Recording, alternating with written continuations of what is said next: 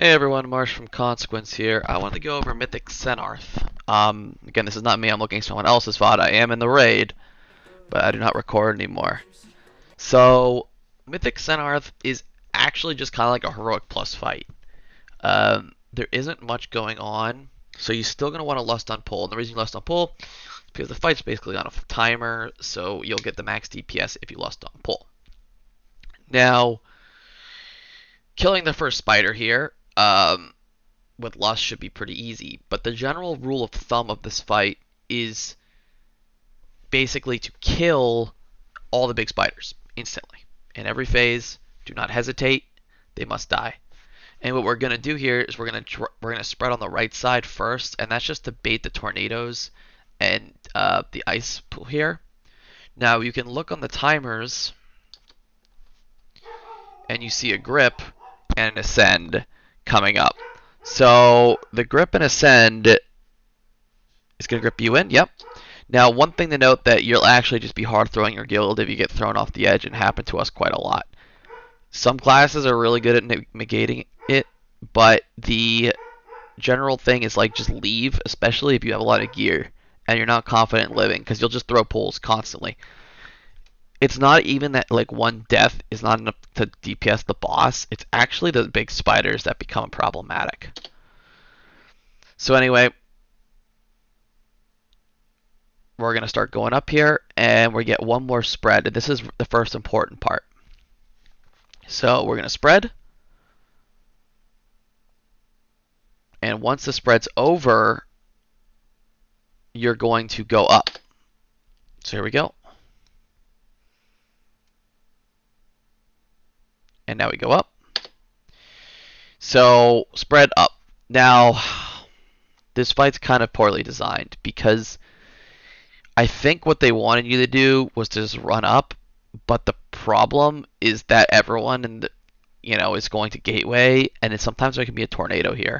I don't know if we're gonna get one this pull. This one's not bad, but the tornado can pop you up. So anyway, you want to run, and in this part here, you want to run at a diagonal line because you see a grip's coming.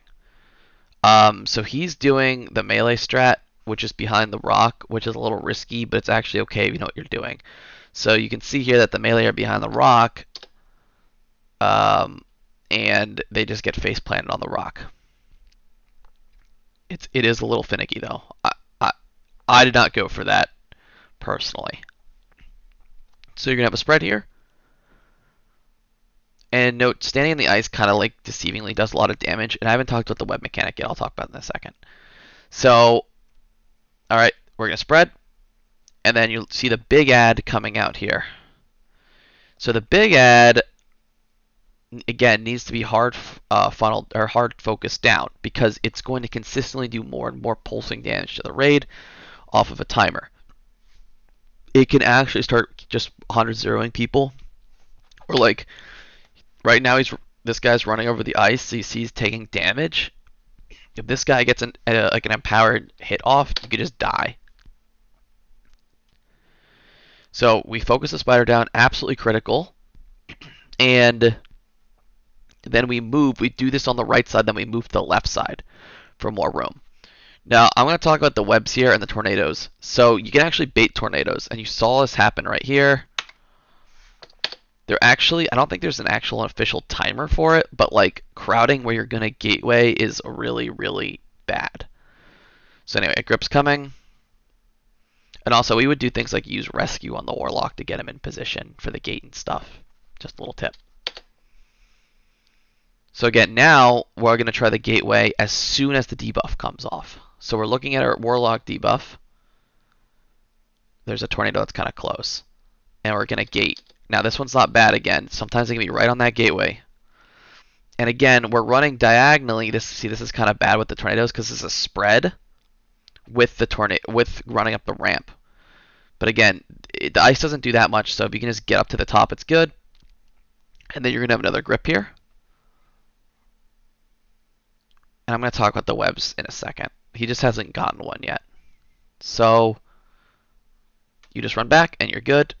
Now, okay, the webs. Yeah, okay, this guy's doing it right. So the webs can basically be removed in a lot of ways. if you get up to 8 stacks, I think it's 8 in Mythic, you just become like actually webbed, and you need to be bopped out or have like a small spider get killed on you. But if you have some type of like freeing effect, like a hunter here will have disengage, then you can just get rid of the stacks. So you see the druid there, he just stood in one place, and now he's just going to get rid of his stacks. Also, having a stack is not necessarily a bad thing, especially in the last phase. So notice how our webs are not all over the place and just in one spot for most of them. Some people cannot do it, but you want to try to do it. Anyway, we spread. Again, the big ad's out. We are hard focusing it with cleaving on the boss. Again, this thing will ramp. So right now it's in danger. See, it just did a pulse to everyone. If that gets another pulse off and someone's at like 70% health, they just die. And now since we're done, we're moving over. And this guy has the webs, but he's just kind of like putting them all together, which is really good. And again, now we have a grip, and then we're going to be staring at the Warlock Gateway, or debuff. So we just put it down, and the grip's going to come. We get gripped. We gateway as soon as it's off, instantly, no hesitation. Now this tornado is not good, and he's turned around. But what will happen here is they can fly in and get knocked. And honestly, this is why the fight design is bad, right? Because everyone's gonna Warlock Gate, and it gets a lot of damage and a lot of weird like individual mistakes, and you're just gambling on the fact that there's no gateway on top of, or no tornado on the top of the gate. So you can see people get basically fly off, and you can also fly off the back. But it looks like we don't lose anyone somehow, so that was good. And now the webs happen at the same time, so they dropped here.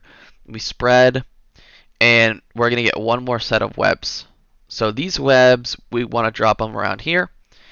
And if you really want to like make a good play, you can get one stack of the web, and I'll tell you why in a second. Saying the grip's coming, just play it safe. There's no rocks, so the melee have to run backwards. And the webs are going to come out. Now these drops, they're pretty good. Now what you can do is, if you're a class who can't easily deal with knockback and stuff, just grab a stack. You just hit one stack, and that's all you need. And the debuff will fall off with time. So on this top platform, it's just a burn phase. So the more damage you do early on, the easier this will be. And the ramp, there's a lot of ramping damage up here. So killing the boss quickly is very good. So these are dropped on the sides. However, what you're going to see here is we actually soak the first set, and if you're tanky, you can probably take the first two very easily. So we're going to drop here, and you're going to see him.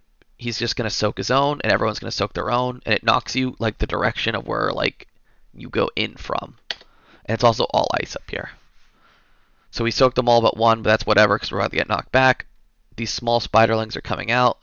They died to just spiderlings exploding on them, I think. So again, you can't stand in bad green stuff. It will actually, it puts a debuff on you. Hit by it twice, it one-shots you. And now the fight just repeats. So they're going to move to the sides. He's going to try to drop it behind, which is a nice play. And these, if you're like a melee dropping in the middle, you have to clear your own. So any melees are out there, but he's putting it here, which is really smart because we're not going there the rest of the fight. And you see the range, they didn't soak their own. The tank's grabbing a few in the melee. We're moving forward out of the green stuff. And we're stacking, like the tank and whoever else is with web need to stack on them. And, okay, he got a perfect shot of it. And we're basically getting knocked back. Now, once he turns his camera here, you can see it. He literally just did it. So there's a spiderling here. Now, we have one balanced druid rooting the spiderlings in the back of the room. At least a spiderling. And the reason for that is because you need to use them to get your DPS and tank out. So right now, he unrooted it, and it's free. And he has it right where the knockback's going to be. And we switch to it, kill it, they're out. Easy. But that balancer needs to know what they're doing. Root, and you can free it, and then use like a Death Knight to grip it in position and stun it, and you can just take everyone out. Don't be afraid to bop someone. Like, not someone. Don't be afraid to bop your tank. if things get scary. But now at the end of the fight, these circles start trucking really, really hard. So you're gonna see like this guy's gonna. Both hunters here are clearing with immunities. There's some of them, um, just to like clear the middle because immunities work.